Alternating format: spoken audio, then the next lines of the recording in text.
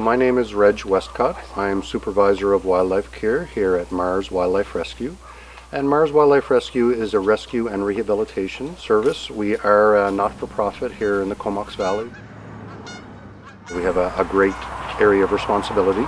And as I said, our job is to rehabilitate injured and orphaned wild animals. So we only take care of native animals to Vancouver Island. So we kind of specialize in raptors, but we take care of all native animals. In some situations, we are the ambulance service for those animals. So we rescue, we stabilize, and we ship them to specialized centers as quickly as we can. At our center, we don't have any magic. Quite often nature repairs the animal and we support them with high quality food and a low stress environment. Freeze it and then we put those in bags. So I don't think there's enough bags. They come up with what? Personal protective equipment on our behalf when we're pursuing the birds. Like, we don't want to take an eagle off an elevated position. Say he's standing on a perch. We have a pump in our flight pen that's in a box, a plywood box. The eagles like to sit on top. We don't go up there because now I'm trying to catch an eagle that's at essentially my face height. So we would make the bird go to a corner. Corners tend to be one of the best things for catch-up. And on the bird's safety end, we want to make sure there's no sharp edges, obstacles, because when we go in to catch them, sometimes they're flapping their wings. And as an eagle, for example, is a very strong, tough animal. And in some angles, they can take massive traumas. They can get hit by transport trucks and survive, blow the window out of a truck. But then you could also force that wing in. The wing only bends in one direction. You could force it on a wrong angle and cause a dislocation. So not getting too excited inside of yourself when you're capturing a raptor is very important. And I condition and teach people that you have to be good inside your own skin before you go catch a raptor. So raptors are predators. They read the flock and they say, you're having a bad day, you're feeling a bit sick, I'm going to make you my dinner. When I go capture a raptor, if I'm not feeling comfortable inside myself, he sees that nervousness and he will fight me more because he thinks he has a chance to win the battle. So we teach our handlers to clear your mind before you're going in there. You have an intention to capture this bird, but you have no aggression in your mind. This is matter of fact, you have to have this done, I am doing this, so this is happening. And I say they relinquish themselves to their fate more, but they see the stress, so you need to be comfortable inside yourself. I was very fortunate to have been taught by Mage, who was the founder of Mars. I'm sure you've heard about her already.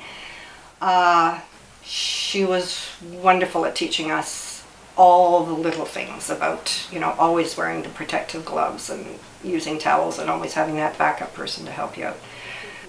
Safety also there's a lot of zoonotical things to worry about too, like, protecting yourself from breathing in things if you're raking pens, wear masks, gloves when you're handling chemicals. We handle a lot of chemicals for disinfecting and stuff.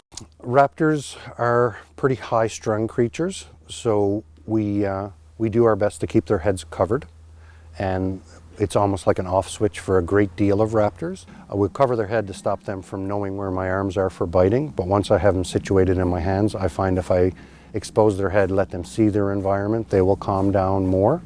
Brindley, that was on my arm, she has 400 pounds per square inch crush force, so she can go through a leather welding glove quite easily. So when we're catching raptors, most people in the beginning, they worry about the beaks being bitten, but it's truly the feet are the most hazardous part. So we always approach the feet from above, working our way down the leg. We never approach from below. And so one of the biggest rules is to stay away from the feet. We say if we have a raptor under restraint, we will have his 2 legs.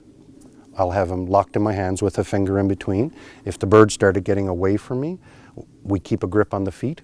And if we get that bird out away from obstacles so he doesn't hit his wings on things around us, quite often when they're upside down, they start to calm down. We'll quickly drop a towel on the floor, we'll lay him down on his back, and we'll re-wrap him again to get him under control.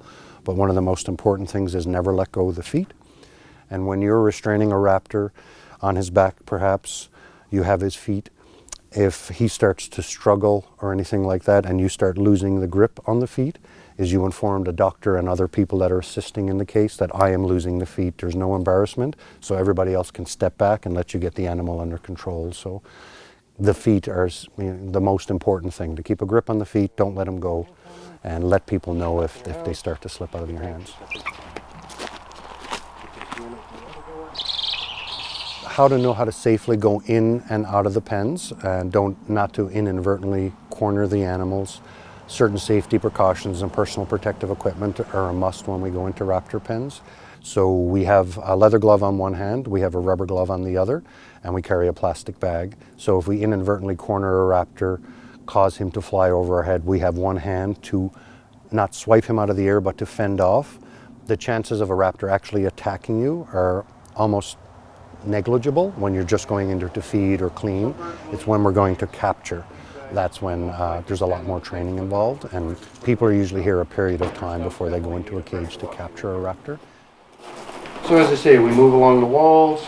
Always keep an eye on the patients that are in the cage with you. Don't turn your back on them completely. You will hear an eagle starting to fly, but if you're in a pen with an owl, they fly silently. So very important to keep an eye on them.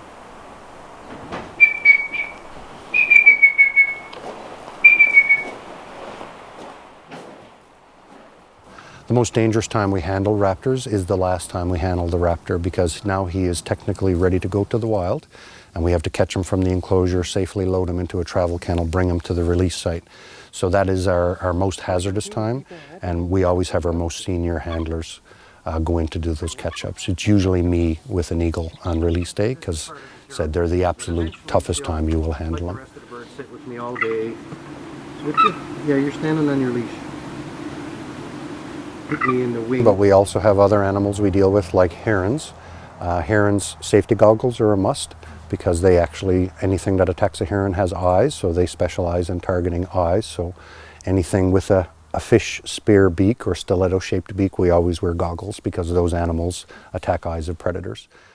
The most important thing is our own safety. That's the way it's supposed to be. Always have a backup person. I always do. Jackie's my partner here. Her and I always work together pretty much, and we're always both ready in case something goes sideways with the bird. And we always communicate with each other.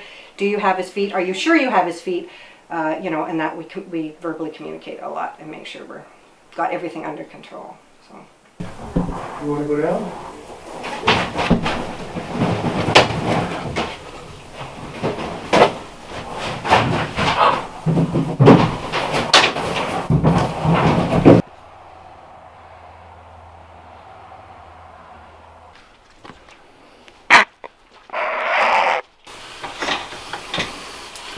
Okay. Oh yeah.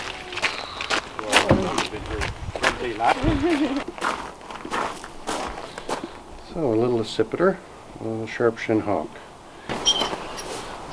So a bigger raptor, of course, and I'd be wearing gloves and get him out for release. Happy days.